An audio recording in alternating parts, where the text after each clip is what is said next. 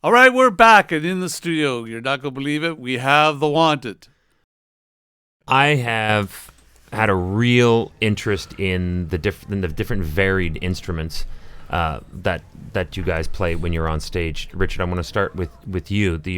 The slide version of your guitar is something different than I've seen before, and it's a unique instrument. I remember you telling me it's a very unique instrument, and there's resonators and dobros, and yours is neither of those.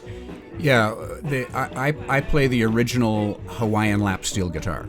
So that's what we have here tonight in the studio. That's is the right. Hawaiian lap steel guitar. Wow. That's right, and the one I was playing, in fact, was made in Hawaii, and that's where slide guitars originated, at least in North America. I mean, people have been playing slide guitars around the world. They've been playing things with bones and whatever for thousands of years. Right.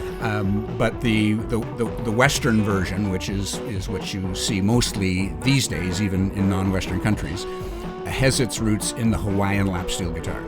And that guitar is designed to be only played with a piece of steel. So it doesn't have any frets, and you can't, in fact, finger the strings because the distance between the strings and the fretboard is just too far. You can't press them down. Wow. So you can't play it with your fingers. You can't fret it. So you can only play with a piece of steel. And the instrument became popular in the early 20th century, at the end of the 19th century, when people started discovering things Hawaiian around then. Right. And many people fell in love with that sound. It's a brilliant sound. And it has been the ancestor of a number of other instruments. For instance, the blues style of a bottleneck guitar. Well, when the blues guys in the Deep South heard that style of guitar playing, they said, well, how the heck can I emulate that? And they played the guitar in the regular way, not on the lap. It's called a lap steel because you play it on your lap. It's Correct. Flat across your knees.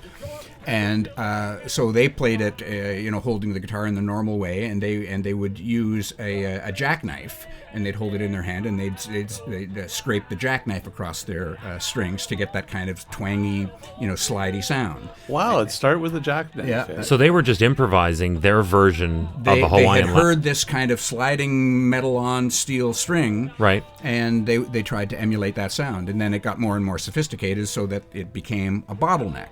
And that's why they called it bottleneck guitar style.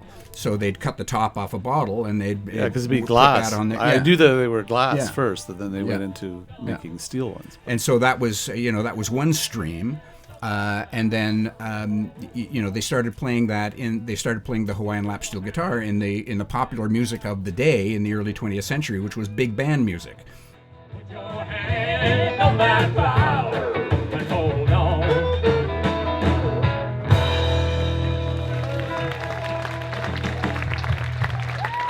Thank you very much.